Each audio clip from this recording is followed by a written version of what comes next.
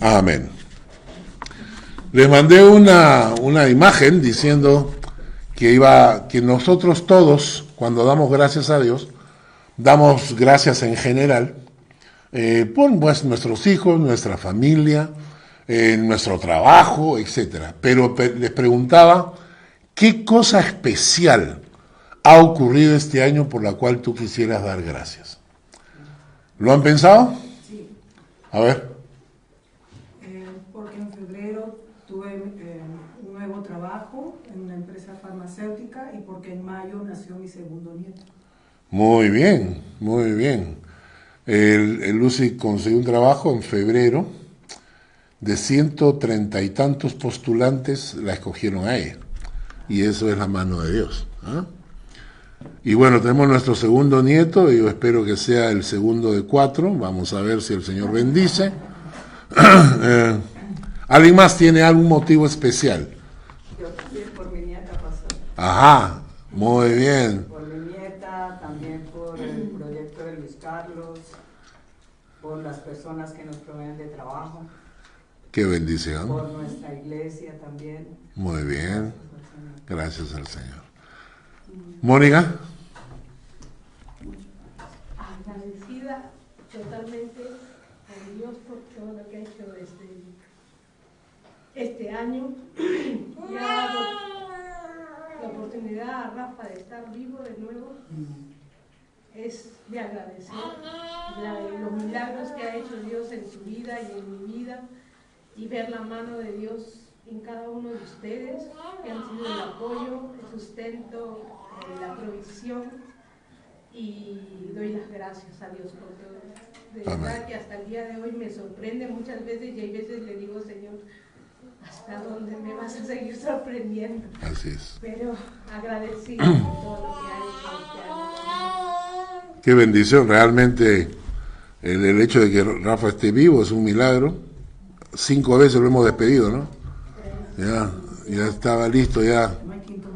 Y el Señor ha sido bueno y lo ha traído de vuelta. Entonces, creo que es la mano de Dios cuidando también de la vida de Rafa, ¿no? ¿Y alguien más que quiere compartir? Sí. Bueno, yo soy muy agradecida con Dios de lo chiquitito de cada día como de lo grande, pero lo más significativo este año ha sido que cuando yo fui a Perú, que este año me casé en octubre, mi padre, el día que llegué, él lo tuvo que llevar de emergencia porque estaba saturando muy bajo. Y tuvo neumonía, se le complicó todo mucho, estuvo en UCI, estaba yo y mi hermano afrontando todo esto económicamente porque mi padre no tenía seguro. Y bueno, que mi padre pudo salir de todo eso una semana antes de que me casase. Y me pudo entregar y bailar todo. Qué lindo, qué bendición. Qué lindo, qué lindo. ¿Alguien más levantó una mano por acá? Yo quiero dar gracias a Dios, bueno, por todo lo que decíamos, por el trabajo, la familia y todas estas cosas, pero bueno, este año, por Astor, ¿no? Que se acuerdan ustedes que oramos por él, por su visión, al final, gracias a Dios que no fue nada. Así es. Estábamos muy preocupados por eso. Sí.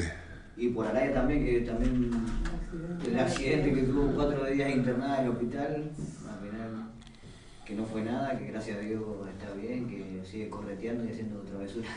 Qué lindo, qué lindo. Gracias por los milagros que hace Dios, ¿no? Qué bueno. Qué lindo, qué bueno y saber que... ¿Alguien más? Me están apoyando para que... No, yo realmente estuve pensando ayer en eso. Y claro, agradecida primeramente que Fernando también ha tenido un trabajo, que estuvimos orando, se acuerda, para que cambiara, por ver que ha llegado con bien aquí y que el Señor ha sido bueno, porque si yo estuve viendo que cada desobediencia antes era realmente en el momento un castigo, ¿no? Y el Señor ha sido misericordioso a pesar de todo lo que nosotros a veces cometemos errores. Sí. Y yo decía, pues, ¿qué puedo pedir de agradecimientos y ver que la misericordia del Señor sigue ahí? Así y es. su amor? Entonces, por eso puedo dar gracias, por seguirnos amando a pesar de los errores. Qué maravilla, qué maravilla. ¿Alguien más? Sí. Bueno, actualmente estoy muy contenta que pude ver a mi abuelo otra vez después de 12 años. Wow. Y que él todavía se acuerda, ¿no? Y fue muy especial para mí. Qué lindo. Estoy muy agradecida por el trabajo que tengo, que me también me ayuda a apoyar a mi abuelo, a apoyar también a la iglesia y a personas que necesitan. Amén, muy bien. ¿Alguien levantó la mano? Bueno, también por Sofía, obviamente, que podríamos traer mis suegros del Colombia este año. Dios nos ayudó muchísimo con la empresa en momentos difíciles. También este año es difícil para la industria, pero nosotros vivimos bien. Por mi familia, que a pesar de tantas bombas y guerra que todavía sigue en mi ciudad, todos de mi familia vivos, nadie murió, gracias a Dios. Sí. Y sí, obviamente también por mis papás, que yo siempre traigo, y hasta a mi hermana, que un poquito está interesada así en cosas de iglesia, no tanto, pero creo que La cosa del Señor. trabajando con su corazón. Muy bien, qué bendición. Bueno, para los que nos ven por internet, Valentina es de Ucrania y hemos estado orando por esta guerra absurda para que el Señor cuide de su familia. Y Sofía es la primera de 4 hijos que tiene. Y damos gracias. Ah, mira cómo ella aplaude, ¿ves? Ella se da cuenta que va a ser la hermana mayor. Y Valentina, Evelyn. Lo siento, pensaba que había de ir adelante y he preparado algo y voy a leer. Ya, léelo. Muy bien, muy bien. Me levanto porque Sí. se puede más respirar. Muy bien. Ahora, cuando Margarita Geiser propuso de tener un curso por Zoom, estuve encantada. Por fin se podría practicar el idioma a nivel superior. El tema desarrollo de habilidades emocionales y sociales parecía interesante. He pensado, siempre se puede utilizar. Durante los meses pasados he aprendido y vivido cosas personalmente. He aprendido sobre la función cerebral, que los versículos de la Biblia memorizados curan las emociones. Y según Hebreos 14:12, la palabra de Dios es viva y eficaz. Hablar en público o dar mi opinión era difícil. Me sentía insegura y inferior. En casa mi padre decía, tú tienes un derecho, es callarte. No sé si era una broma porque éramos 5 hermanos, somos todavía 5 y había ruido en casa. Pero yo lo cogí en serio y tuve que luchar durante mi vida en contra de esta palabra. Ahora me ayuda el versículo de Filipenses 4:13 que dice, todo lo puedo en Cristo que me fortalece. Todo es también hablar en público. Y también me preparó para tener una opinión firme y defenderla. Ahora doy las gracias a mi Padre Celestial por su ayuda a través del curso en español. Amén, muy bien. La nueva directora de culto. Muy bien, bueno, que Dios les bendiga y que realmente sigamos reconociendo y recordando las buenas obras de Dios para darle gracias. El día de hoy, Salmo 119, miren lo que ha pasado. Entre la introducción al Salmo 119 y algunos pasajes que hemos predicado 2 semanas, o sea, lo tuvimos que dividir en 2 partes. En total hemos tenido, miren el cuadro, hemos tenido 27 prédicas solamente del Salmo 119. 27 prédicas. Hoy entramos a la última porción, a los últimos 8 versículos. Y ustedes dirán, ¿es la última prédica sobre el Salmo 119? No. ¿Por qué? Porque cuando empecé a hacer el estudio me emocioné tanto que me salieron 16 páginas. Y entonces yo dije, ni hablar, eso no lo predico en un día jamás. Entonces hoy día vamos a hacer la parte 1, la próxima semana vamos a hacer la parte 2. Y ahí sí espero terminar el Salmo 119. Creo que hemos batido un récord. No he escuchado de ninguna iglesia, ningún pastor que haya predicado 27, con la prédica de la próxima semana serían 28 prédicas sobre un solo salmo. Va a tener que agregar letras al abecedario. No, al abecedario hebreo. Bueno, quiero que me acompañen a un pasaje que nos va a servir como introducción para el tema de hoy. Está en Hechos de los Apóstoles, capítulo 3, versículos 1 al 9. Hechos, capítulo 3, versículos 1 al 9. ¿Lo tienen a la mano? El pasaje me cuenta la historia y dice: Pedro y Juan subían juntos al templo a la hora 9. La hora 9 es mediodía. Ellos empezaban a contar las horas desde las 6 de la mañana. Entonces, la hora tercera, a las 9 de la mañana, la hora 9, las 12 del día, ¿no? Y entonces Pedro y Juan habían subido al templo a orar. Perdón, 9 es a las 3 de la tarde, ¿no? Serían a la tercera, a la sexta y a las 9.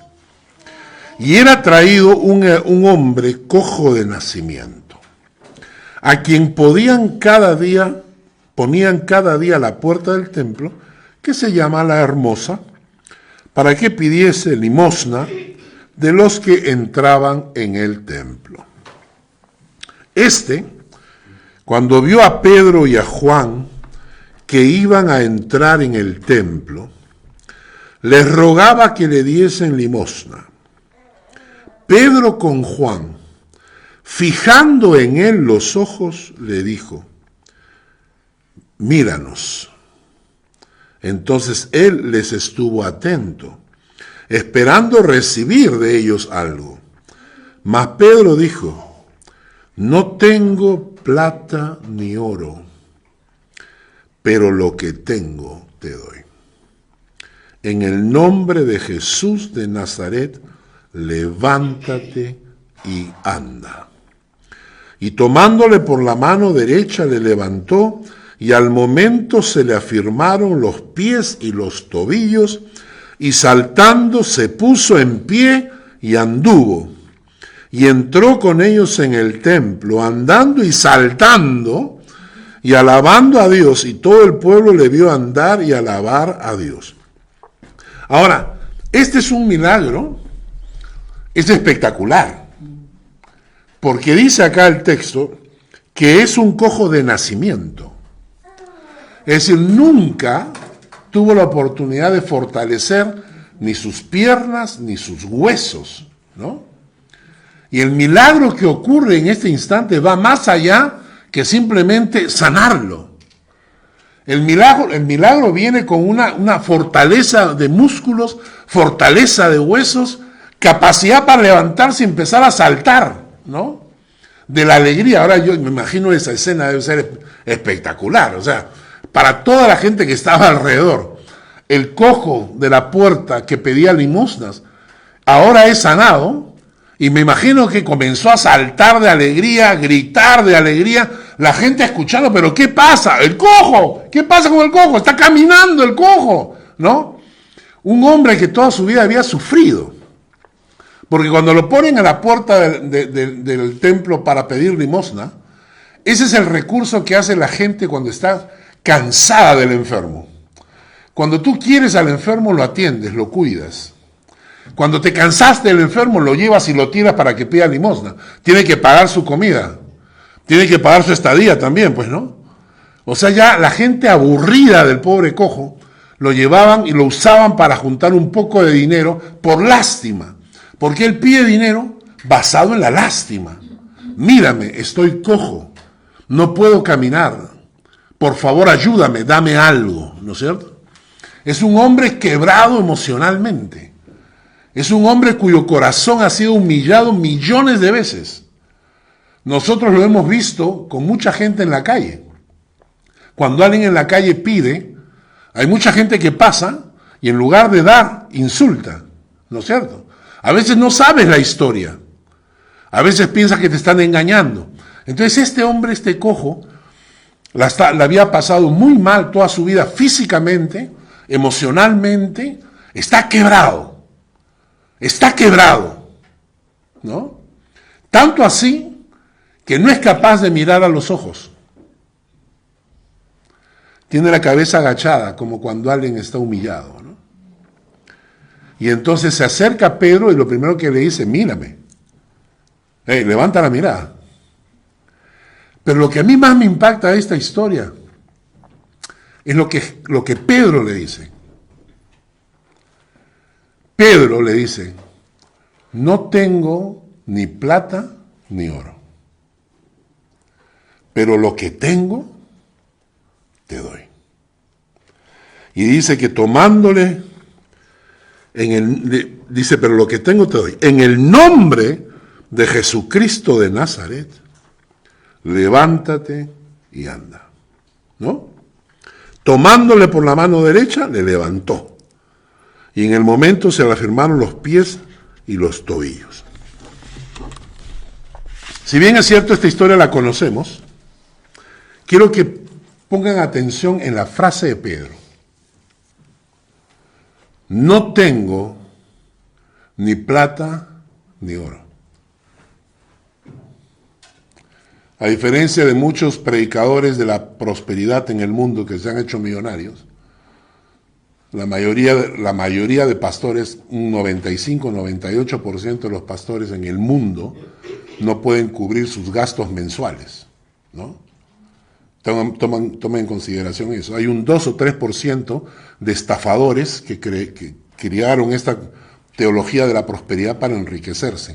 Esa imagen que ha pasado, que piensa que todos los pastores se bañan en dinero, eso es falso. Muchos pastores mueren en la pobreza, ¿no? Y en este caso, Pedro dice una frase muy interesante. No tengo ni plata ni oro, pero lo que tengo te doy. Si Pedro hubiese tenido plata y oro, ¿podría haber sanado al cojo? Y ahí la pregunta es esta. ¿Qué tenía Pedro? Claro. ¿Ah? Ok. ¿No? Yo me pregunté y pregunté en el internet, ¿no? Dije, ¿qué tenía Pedro? Porque Pedro dice, no tengo ni plata ni oro. Pero lo que tengo, y yo me pregunté, ¿qué tiene? ¿No? Entonces, fe, dije, ¿no? ¿Qué tiene? A Dios, ¿no? ¿Qué tiene? El don de sanidad. ¿Qué tiene? Una unción especial del Espíritu Santo. ¿Qué tiene? Capacidad de creer en el milagro. O sea, ¿qué tiene Pedro? ¿Qué tiene Pedro que pudo hacer que lo que el oro y la plata no logran? Él lo comparte con el cojo y en el nombre de Jesucristo invoca el poder de Jesucristo, porque dice, el poder no es de él, es de Jesucristo. Y lo toma de la mano y el cojo se levanta. Y me llamó la atención esa frase. ¿Y saben por qué? Porque ¿quién de nosotros ha nacido en cuna de oro? ¿Saben qué es eso? Cuna de oro se dice cuando tú has nacido en una familia con todas las comodidades económicas. ¿Alguno de ustedes? De repente haya. ¿Quién ha nacido en cuna de oro acá en la iglesia? Luis Carlos, ¿sí? ¿Verdad? ¿Quién ha nacido en cuna de oro? Bueno, tenemos una iglesia misia, entonces, muy bien. ¿Quién de ustedes tiene en este momento 1 millón de francos en la cuenta para dejarle a sus hijos. Quisiéramos, ojalá pudiéramos, ¿no es cierto? Ojalá pudiéramos tener el dinero para que a la hora de nuestra muerte, cuando estamos muriendo, nuestros hijos a nuestro costado, nosotros le damos las noticias, ¿no? Por si acaso les cuento, tengo 3 millones en el banco, no le dije nada para que no se le suba la cabeza, pero ahora que me estoy muriendo, ahí están los 3 millones en la cuenta, y entonces, nuestros hijos van a decir, ay papá, qué pena que te estás muriendo, ¿no es cierto, no? Tampoco, muchos de nosotros no tenemos una gran herencia. Y yo quiero preguntarte, si no tienes una gran herencia para dejarle a tus hijos, ¿podrías decirle las palabras de Pedro? ¿Podrías, Janet, algún día pararte delante de Daniel, delante de Diego y decirle, hijos, no tengo ni plata ni oro, pero lo que tengo les doy? ¿Ah? Qué bonito, ¿no? Que un día Kai venga, ¿no? Y María Gracia le diga, hija, no tengo dinero para comprarte todos los vestidos que quieres, no tengo el dinero para darte lo que tú quisieras, ¿no? El iPhone 19, no tengo eso, pero quiero que sepas que lo que tengo, te doy. Y entonces yo decía, yo quiero eso, ¿no? Yo no tengo nada para dejarle a mis hijos, ¿eh? Tenemos muy poco, ¿no? Compramos el departamento, todavía estamos pagando, no lo hemos pagado, así que vamos a ir por ahí, pero quisiera haberle dejado a mis hijos algo financiero como para ayudarles económicamente, pero no tengo. Entonces yo cuando leí este pasaje, yo decía, yo quiero hacer así. Yo quiero ser como Pedro, ¿no? Que un día le voy a decir a mis hijos, no tengo ni plata ni oro, pero lo que tengo y lo que tuve, se los di.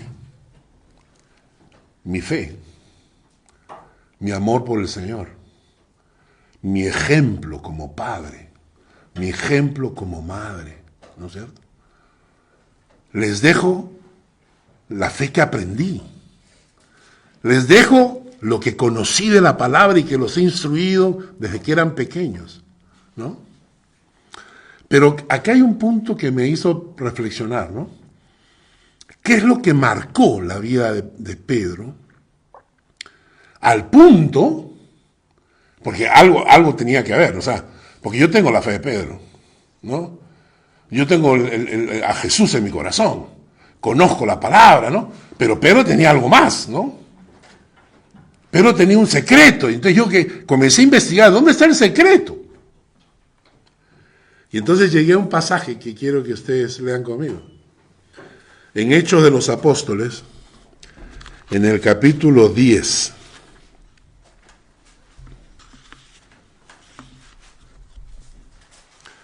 En Hechos de los Apóstoles, en el capítulo 10, versículos 9 en adelante, dice, al día siguiente, mientras ellos iban por el camino y se acercaban a la ciudad, Pedro subió a la azotea para orar, cerca de la hora sexta, a mediodía. Ahora sí, mediodía. Y tuvo hambre, tuvo gran hambre, ¿no? Y quiso comer. Y mientras le preparaban algo, le sobrevino un éxtasis y vio el cielo abierto. Esta escena me llama la atención porque Pedro está de camino, probablemente estaba con Juan, estaban yendo hacia algún lado, entran en una casa, tiene hambre, Pedro tiene hambre, ¿no? Y dice que tiene mucha hambre, ¿no? Y entonces Pedro en medio de esa, dice, le van a preparar comida, le van a cocinar, ¿ah? Le van a preparar. ¿Y qué hace Pedro? Mientras le cocinan, Pedro se sube a la azotea para tener un tiempo a solas con Dios para orar.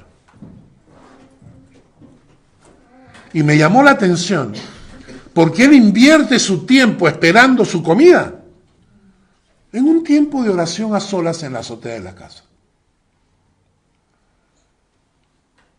Pongo el arroz a cocinar y mientras se cocina el arroz, voy a aprovechar un tiempito para orar. Pongo la lavadora o pongo el horno. Mira, se demora 20 minutos, vamos a ponerle 20 minutos.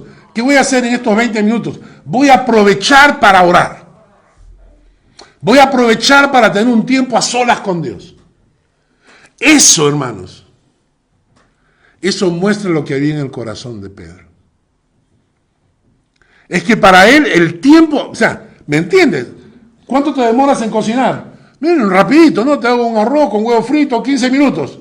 Ok, y esos 15 minutos, la necesidad de su corazón, era, ok, voy a orar un ratito a la azotea, regreso, ¿ya? Me avisas cuando está, ¿no? Ponme una salchichita más, ¿ya? ¿No es cierto? Pero mientras tanto, ¿y qué pasa cuando Pedro se va a la azotea a orar? Dice el texto que vio el cielo abierto. Y creo que ahí está el secreto de Pedro. El secreto cuando él le dice, no tengo ni plata ni oro, pero lo que tengo te doy. Y ese cojo comienza a caminar. No es porque Pedro tenía el poder, es porque Pedro tenía una vida de oración tan intensa que Dios lo utilizaba como instrumento para su gloria. ¿Entiendes? Dios usaba a Pedro como instrumento. ¿Por qué? Porque Pedro estaba en plena comunión con él. Y recuerden que la historia no para ahí, porque Pedro tiene una visión. Recuerda que baja esa red con animales y Dios lo está preparando a Pedro para irse donde Cornelio. Cornelio ha mandado gente a buscarlo. Y entonces la diferencia de Pedro con nosotros es su vida de oración. Es su vida de oración. Y quizás por eso, algunos no puedan decir lo que decía Pedro. Y por eso no puedes decirle a tus hijos, no tengo ni plata ni oro, pero lo que tengo te doy. ¿Por qué? Porque no puedes dar lo que no tienes. Entonces, entramos al tema de la oración. Y acá hay un punto importante. Hay un tema que hemos repetido durante el Salmo 119, ¿no? Hemos repetido hasta el cansancio, durante todas las prédicas del Salmo 119, la importancia que tiene la palabra de Dios en tu vida. La importancia que tiene la palabra de Dios en tu vida refleja el lugar que ocupa Dios en tu corazón. Que dediquemos un tiempo diario para leer y meditar en la palabra. Que crezcamos en el conocimiento de Dios.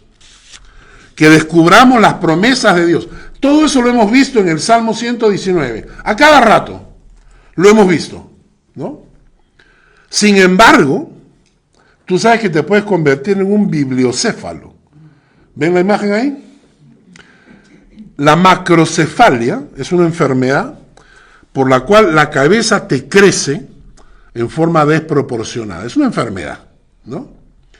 Y yo a esto le llamo los bibliocéfalos. Una persona cuya cabeza crece con muchísimo conocimiento intelectual de la palabra de Dios. Quizás hasta un erudito en la Biblia, o hasta un teólogo puede ser. Pero este conocimiento no desciende hasta tu corazón. Se queda en tu información intelectual, pero no se hace carne en tu vida. Puedes escuchar la prédica, escuchar el mensaje, y tienes aquí, tu cabeza va creciendo, con conocimiento de la Biblia. Te vuelves un bibliocéfalo, pero por alguna razón, esa información, esa cantidad de información que recibes, nunca baja a tu corazón, nunca toca tu corazón. Se mantiene como información. Cuando vas a la iglesia, escuchas la prédica, te alimentas, wow, qué bonito, ¿no? Oye, esos cuadros del pastor, qué interesante, ¿no? Pero se quedan acá en tu cabeza, nunca baja esa información y entra en tu corazón y comienza a transformar tu corazón. No lo hace. ¿Saben por qué? Porque la única manera en que la palabra de Dios se hace carne en tu vida es cuando tienes tiempo de oración. Porque al tener tiempo de oración, sensibiliza tu corazón. La oración sensibiliza tu corazón. Y ya cuando escuchas la palabra, deja de ser información para convertirse en algo que tu corazón anhela. Cuando había un problema, cuando la iglesia comenzó a crecer, ¿no? Dice el pasaje de Hechos, ¿no?, que estaban las mujeres griegas y las mujeres judías, ¿no? Es una cosa interesante que el problema de la discusión era entre mujeres, ¿no? Las mujeres discutían más. Trabajé en Kabelberg-Brook, ¿no? Y una vez hablé con el jefe, y el jefe me dijo que el Abteilung, el área de trabajo más complicada, era confección, donde confeccionaban los cables, que habían cambiado 7 jefes en un año. Y entonces yo le pregunté, ¿y por qué? Porque no aguantan, me dice. Aguantan 1 mes y medio y se van. Le dije, ¿por qué? Pura mujer. Y le digo, ¿y qué tiene que ver? ¿Qué tiene que ver? Ah, me dice, es que las albanas se pelean con las italianas, y las italianas no quieren hablar con las latinas, y las latinas no quieren hablar con... Y se pelean entre ellas, y se ponen zancadilla, y le dejan el esto mal a la otra. Entonces, bueno, había un problema parecido. Entonces dice que las mujeres griegas se empiezan a quejar de que no las estaban tratando bien en la distribución de la comida, la distribución de las mesas, ¿no? Que las mujeres hebreas recibían mejor trato que las mujeres griegas. Entonces se quejan y van donde los apóstoles, ¿ya? Y entonces los apóstoles van a tomar una solución. Y dice, el texto dice, en aquellos días, como creciera el número de discípulos, hubo murmuración de los griegos contra los hebreos de que las viudas de aquellos eran desatendidos en la distribución diaria. Entonces los 12 convocaron a la multitud de los discípulos y dijeron, miren lo que contestan los apóstoles. No es justo que nosotros dejemos la palabra de Dios, para empezar a servir a las mesas, ¿no? Buscad pues, hermanos, de entre vosotros a 7 varones de buen testimonio, llenos del Espíritu Santo y de sabiduría, a quienes encarguemos este trabajo. Y miren la respuesta de los apóstoles. Nosotros persistiremos en la oración y en el ministerio de la palabra. Ellos entendían que su misión, su función en la iglesia era la oración y el ministerio de la palabra. Nosotros vamos a estar orando por ustedes y vamos a estar compartiendo la palabra con ustedes. Y todo lo demás lo tienen que hacer el resto. Porque nosotros no vamos a dejar eso. Y esto me hace pensar en la relación que existe entre la oración y la palabra de Dios. Y esto es el cuadro siguiente. El cuadro siguiente dice, es como un engranaje entre la oración y la palabra de Dios. Y entonces tienes por un lado la palabra de Dios, hay que crecer en el conocimiento de la palabra de Dios, y por otro lado tienes que luchar tus batallas en oración. Y la suma de las dos es el secreto de una vida cristiana que crece en la fe. Si no dedicas tiempo a la oración, pero le dedicas tiempo a la palabra, te vuelves un bibliocéfalo. Si te dedicas a orar, pero no te dedicas a estudiar la palabra, te vuelves un ignorante de la Escritura. Y entonces tenemos que hacer las dos cosas a la vez. Y ahora sí, basados en el Salmo 119, esta semana y la próxima vamos a estudiar 4 aspectos para mejorar nuestro tiempo de oración. 4 cosas que tenemos que aprender para mejorar nuestro tiempo de oración. Y le hemos puesto letras, ¿no? Esto me lo compartió mi esposa para recordar: casa, confesión, adoración, súplica y acción de gracias. Confesión, adoración, súplica y acción de gracias. Y estas son 4 aspectos de la oración que deberíamos practicar en nuestras vidas. Vamos a leer el Salmo 119. Vamos a leer el Salmo 119. Todo el versículo 169 al 176, la última porción del Salmo 119. Dice: llegue mi clamor delante de ti, oh Jehová. Dame entendimiento conforme a tu palabra. Llegue mi oración delante de ti. Líbrame conforme a tu dicho. Mis labios rebosarán alabanza cuando me enseñes tus estatutos. Hablará mi lengua tus dichos, porque todos tus mandamientos son justicia. Esté tu mano pronta para socorrerme, porque tus mandamientos he escogido. He deseado tu salvación, oh Jehová, y tu ley es mi delicia.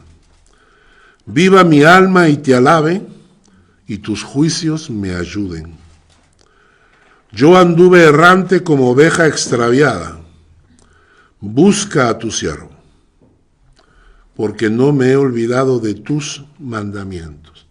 Y el punto número 1 de la confesión empieza con el versículo 176. Yo anduve errante como oveja extraviada. Busca a tu siervo. Y nos hacemos la primera pregunta. La primera pregunta, ahí está. ¿Por qué cuando oramos debemos empezar por la confesión? Porque Dios es santo. Y si quiero acercarme a Dios en oración, debo hacerlo desde la hermosura de la santidad. Y hay que entender este concepto, hermanos. Cuando yo me acerco a alguien, tengo que tener en cuenta quién es, qué piensa, qué dice, qué hace, ¿no es cierto?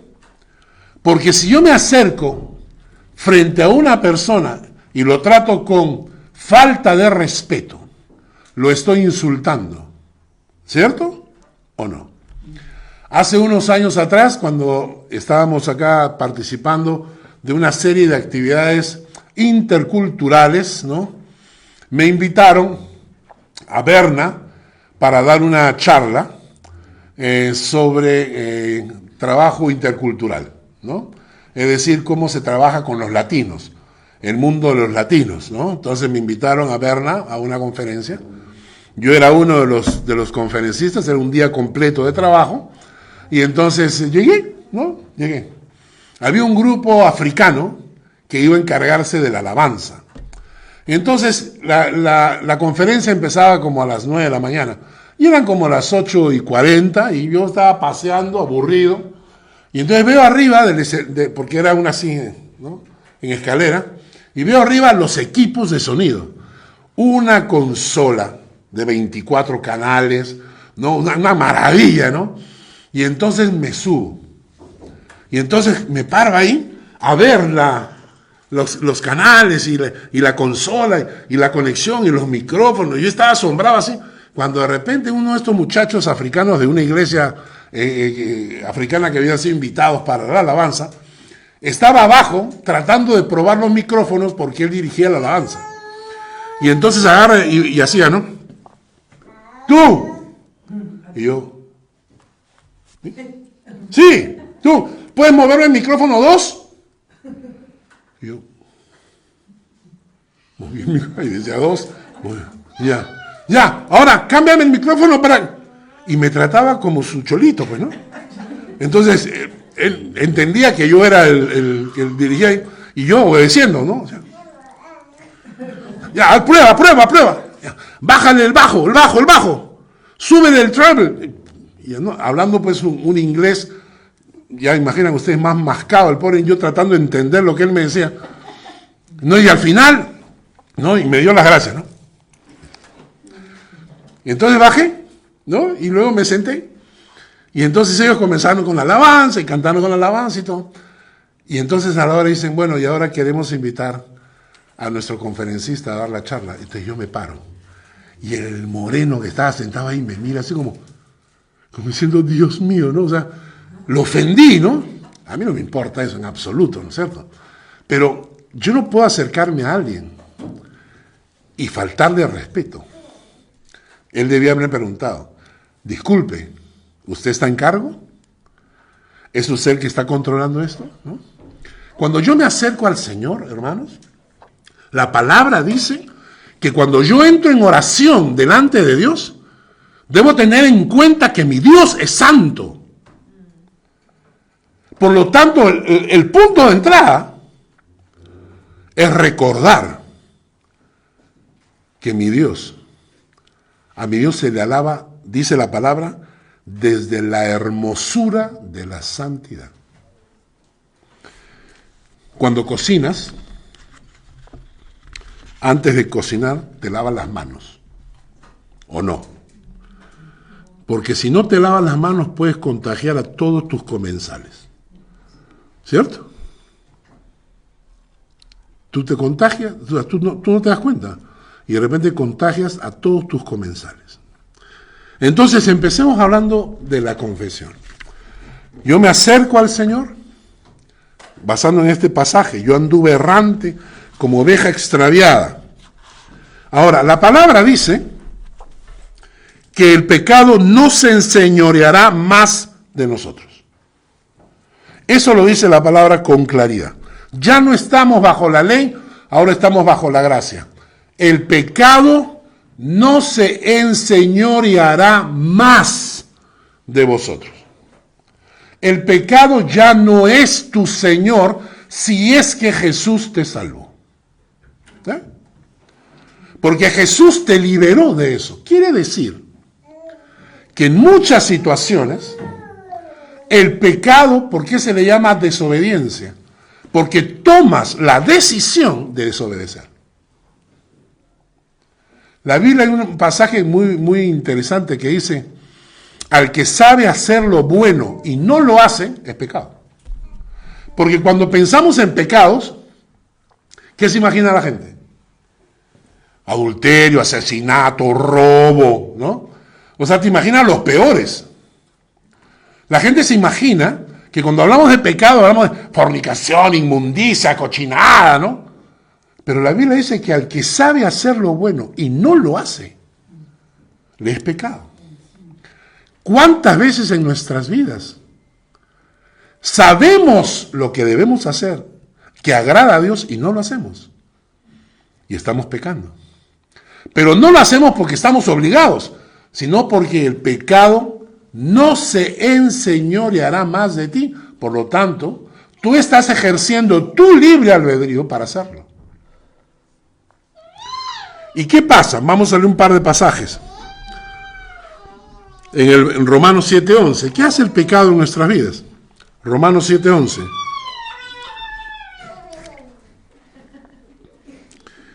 En Romanos 7:11 dice esto: porque el pecado, tomando ocasión por el mandamiento, me engañó y por él me mató. ¿No? El pecado, tomando ocasión por el mandamiento, me engañó y por él me mató. Estaba viendo en la televisión, una serie de asesinatos, ¿no? De asesinos seriales, ¿no? Y a veces cuando vemos con mi esposa, estamos viendo una serie esa de detectives, ¿no? Entonces yo estoy mirando y le digo, no. Ella es la asesina, ¿no? Y entonces Luz dice que yo tengo mente asesina. Porque, o sea, yo digo, no, es que este no puede ser, tiene que ser el mozo, pues, el mozo es el asesino. Y al final sale que es el mozo, ¿no? Y entonces estoy viendo una serie de estas, y para mí lo más interesante es que en algunos casos son unas mentes psicóticas, psicópatas, ¿no? Pero en muchos casos las muertes se las buscan. ¿No es cierto? Es decir, él se acerca, le habla bonito, ¿no? Y la convence, ¿no? Y le dice, y ella se va con él en el auto, ¿no? Y la mata. ¿No es cierto? Y entonces eso para mí ilustra el pecado. Este texto del pecado dice, porque el pecado, tomando ocasión por el mandamiento, me engañó. ¿Y qué hizo? Me mató. Hermanos, nunca lo olviden.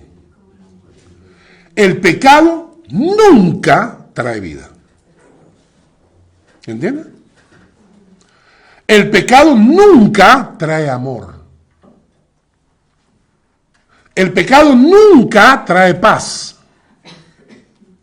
El pecado siempre te mata. Porque ese es el objetivo del diablo. Y hay que entenderlo porque el mundo te va a decir lo contrario. El mundo te va a decir, no, ¿cómo se te ocurre? No, eso no es, no pasa nada. Esas frasecitas, y después uno llora cuando dice, qué bruto fui. ¿Cómo permití esto en mi vida? Y abriste la puerta, y cuando te diste cuenta, te mató. Y te mata el alma, y te mata el corazón. Y muchas personas por equivocarse, luego tienen que vivir todas sus vidas con un corazón quebrado. Y no solamente el pecado te mata, sino que cuando lo callas, o lo ocultas, o lo escondes, dice la Biblia, que carcome tu alma. Salmo 32. Salmo 32. Versículos 1 al 4, la frase de David.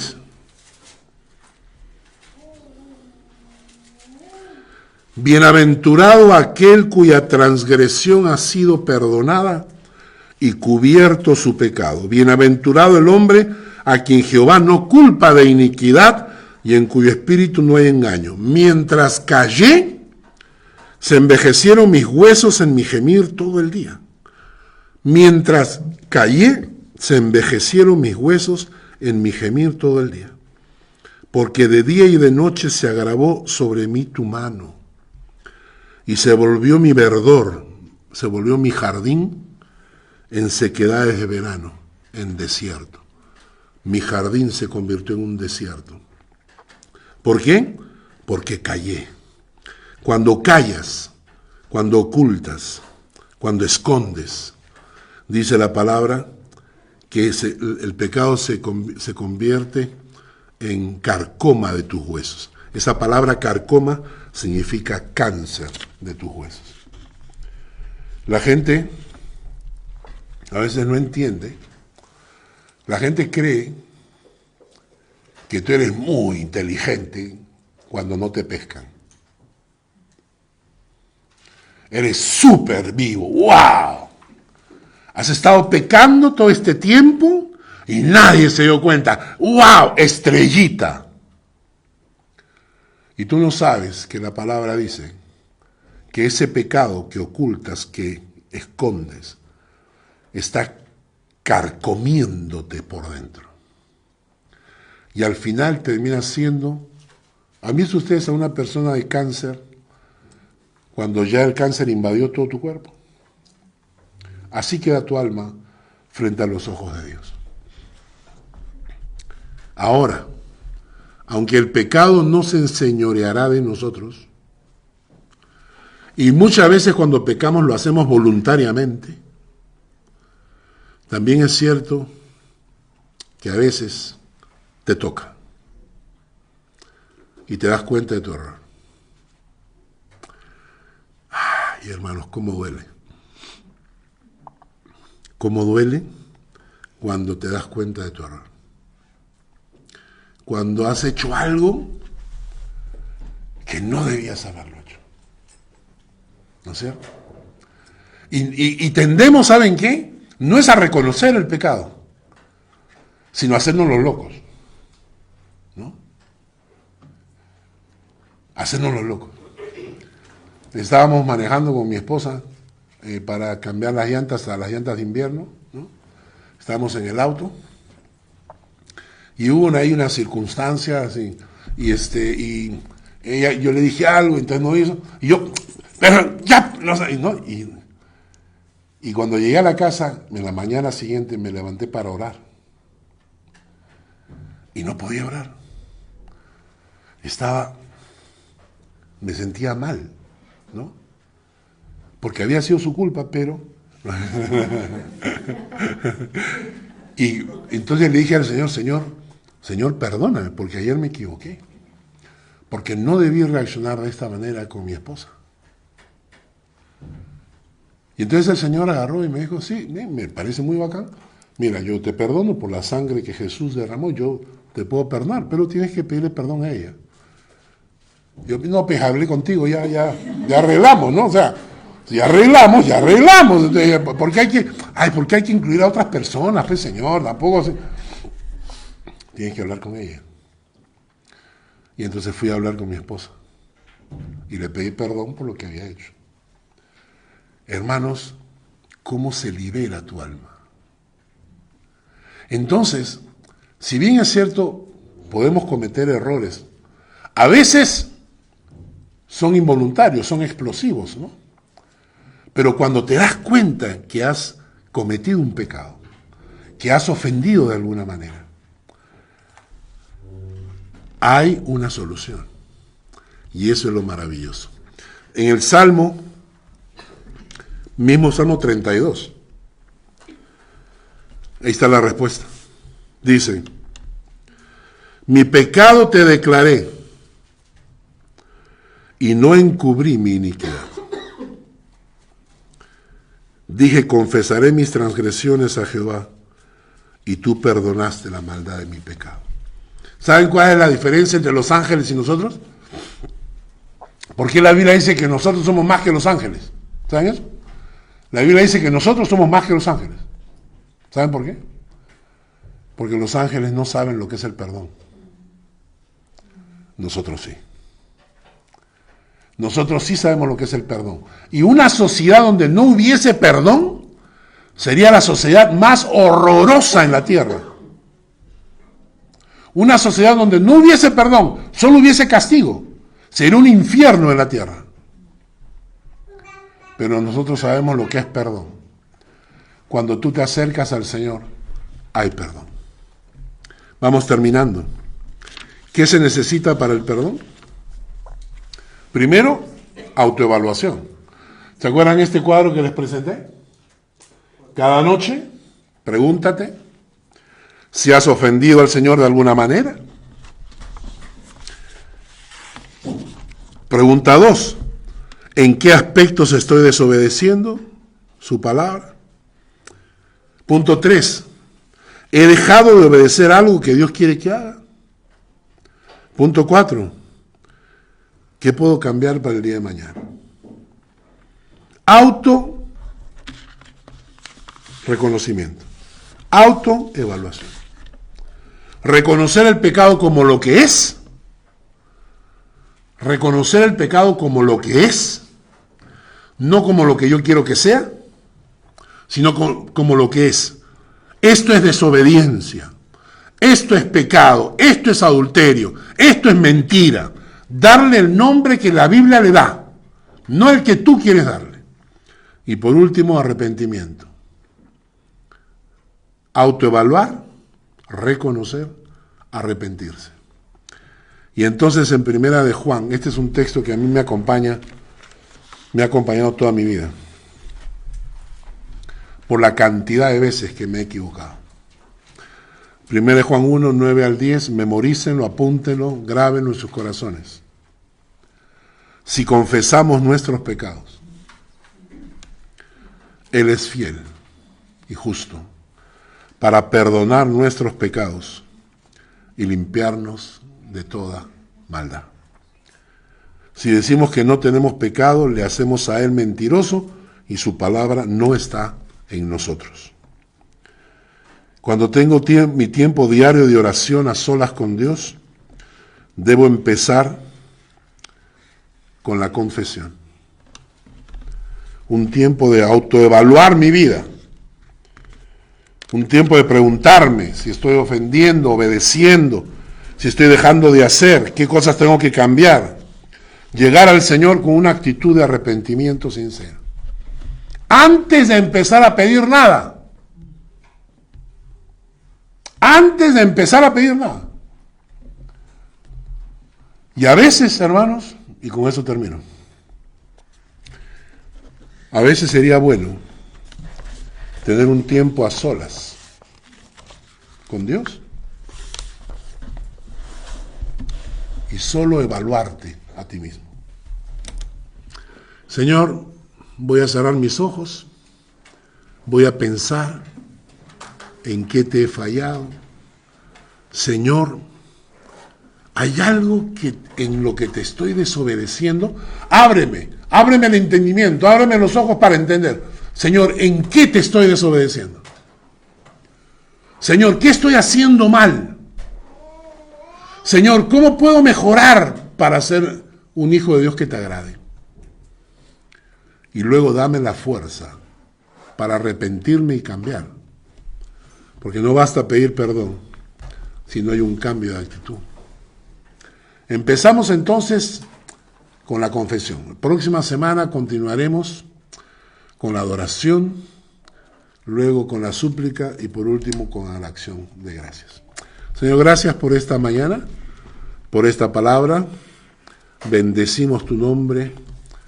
Que esta palabra toque el corazón de cada persona. Es una labor tuya, Señor. Estas palabras pueden convertirse en mera información grabada en la cabeza. Te rogamos en el nombre de Jesús que la apliques a nuestro corazón, que se haga carne en nosotros, en nuestras vidas. Que no escuchemos estas prédicas y las dejemos pasar como bibliocéfalos, sino que realmente las apliquemos a nuestra vida cotidiana. Gracias en el nombre de Jesús. Amén.